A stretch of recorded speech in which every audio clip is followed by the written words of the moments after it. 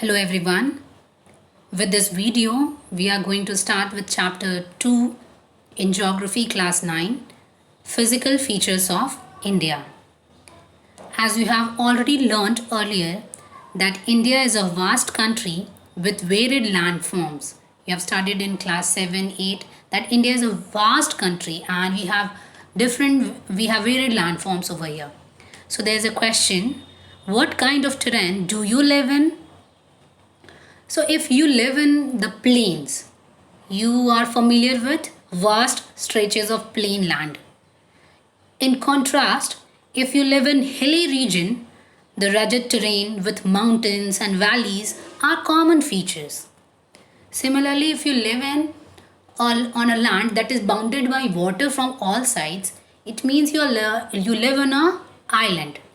And if you live in a region which is sandy, full of sand, it means you live in a desert.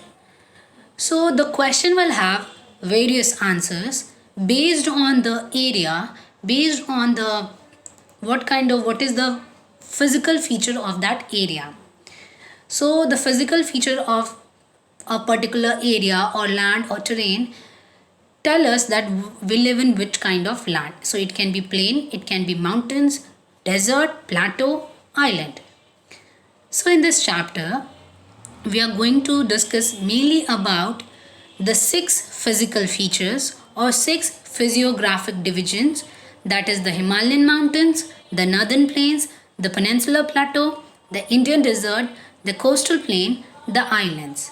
And basically, in fact, our country has practically all major physical features of the earth, that is mountains, plains, desert, plateaus and islands. So let us begin and know more about these physical features in detail.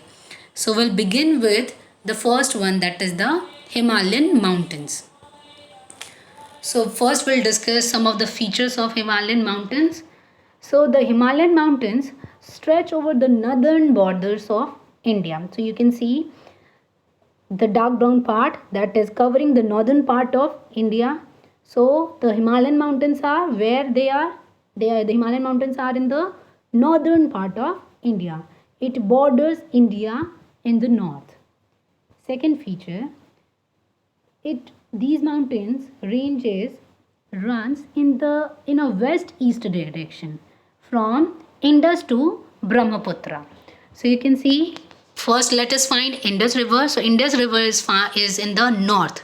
You can see in the north it is originating from Mansarovar Lake and entering India through Ladakh region, then Jammu and Kashmir, and then enters Pakistan, and from Pakistan it drains into Arabian Sea. So you can see in the north there is in Indus, means in the west. In the west there is Indus. Coming to the east there is a river called Brahmaputra river. Now Brahmaputra river, it originates from the Tibet plateau, and it runs parallel to Himalayas. You can see a river that is running parallel to Himalayas, and it is written over there Sangpo river.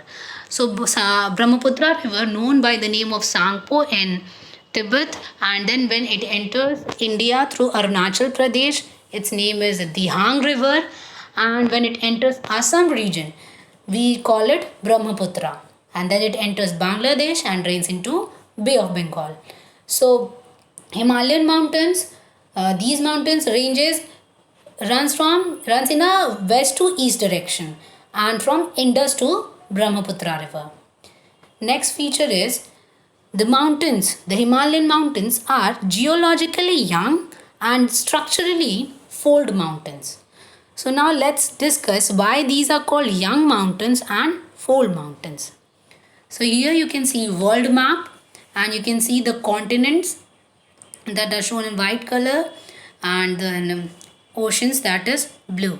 So you can see the continents are written that in like North American plate, South American plate, African plate, Eurasian plate, Antarctic plate, Indo-Australian plate.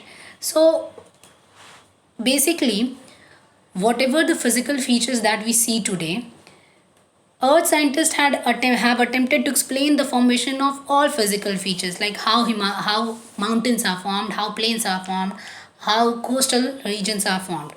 So, our scientists have attempted many theories, and one such theory is called theory of plate tectonics, or we call it plate tectonic theory. According to this theory, the earth crust, that is the upper part of the earth, the crust of the earth has been formed out of seven major and some minor plates.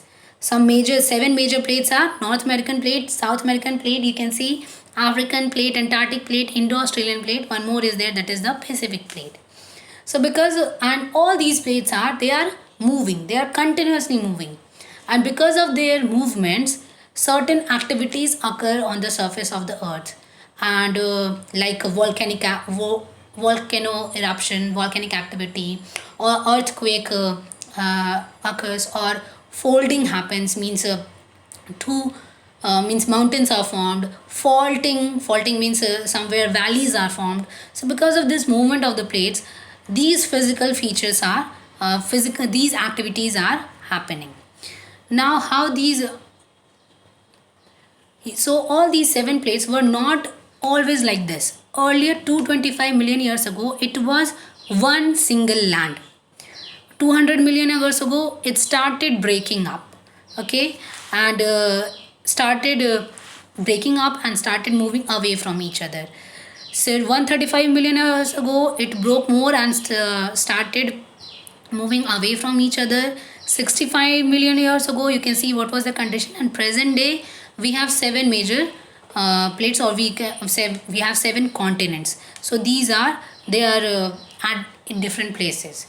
Now at present, India is in the northern hemisphere, but from beginning it was not in the northern hemisphere, and first of all it was not India. So how the formation of Himalayas was, how it happened, and how the formation of how India was formed. So you can see a part of India, the southern part of India, is moving from south to the north direction, and then it is joining another land boundary. So India, the other half part of India broke from a plate called Indo-Australian plate. It broke from Indo-Australian plate and moved towards the north. Earlier it was Indo-Australian plate is in the south.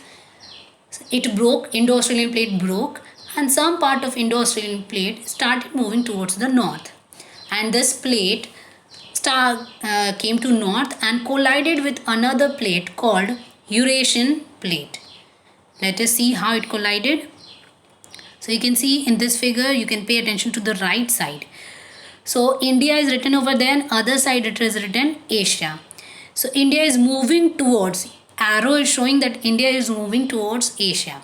So actually that India, that is the part of Indo-Australian plate, and Asia, it is the part of Eurasian plate.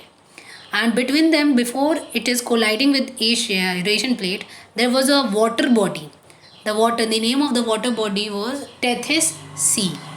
So we know that in the sea there is a deposition of many gravel, silt. Whatever the silt and gravels and soils that are brought by the rivers, they get deposited on the seabed.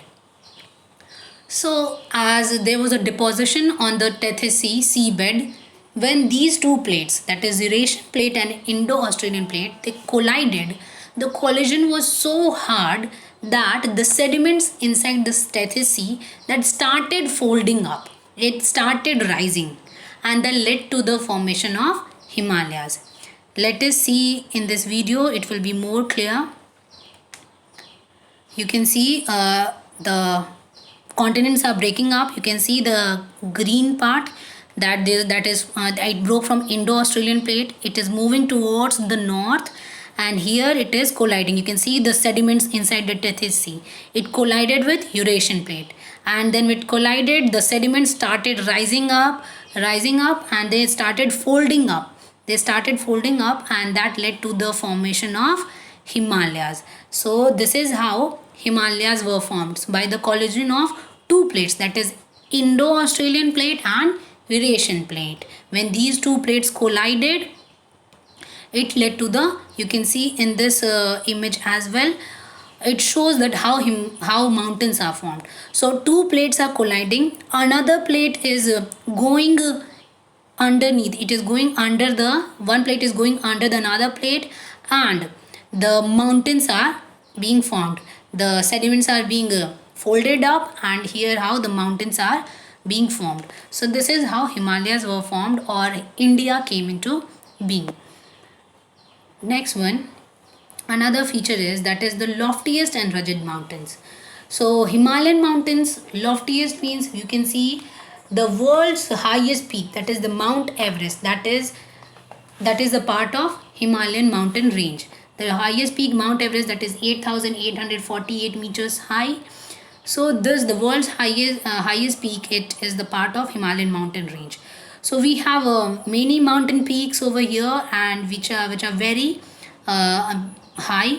So the loftiest mountains are seen in this range. It forms an arc and covers a distance of about 200 kilometers. So you can see in this figure, it is clear that it is forming a arc like structure.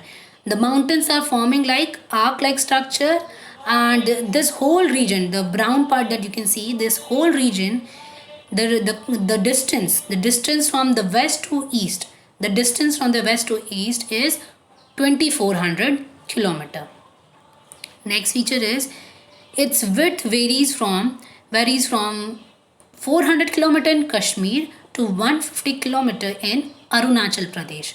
So you can see in Kashmir it is more wide, it is covering, the mountains are covering more areas, while when it is coming to the east, as we move towards the east to Arunachal Pradesh, it is only, the width is only 150 kilometer, as it is clearly visible. The part in Kashmir, the areas are more wider in comparison to the eastern region. Next one, as you can see in this figure, there are many red lines are shown, red lines that are parallel to it, they are going parallel to each other. So these red lines are the mountain ranges. So Himalayas consist of three parallel ranges. Three parallel ranges are there, and these three parallel ranges are the Great Himalayas or Inner Himalayas, or we call it Himadri, the Himachal or Lesser Himalayas, and the Shivaliks or the Outer Himalayas. You can see on the right hand side the figure, the Greater Himalayas, the upper one is called the Greater Himalayas, then Lesser Himalayas and the Shivaliks. These are the mountain ranges, and we have many mountain peaks in this. These are Himalayan mountain ranges, and we have many mountain peaks in these three ranges. Now we will discuss one by one detail about these three ranges. First, begin with the Greater Himalayas. The Greater Himalayas, these are most continuous range. You can see most continuous range. The first one, that is Greater Himalayas, it is starting from the west, Jammu and Kashmir, and it is going till Arunachal Pradesh, and there is no break in this mountain range. So it is the continuous range. Loftiest peak with an average height of 6,000 meters.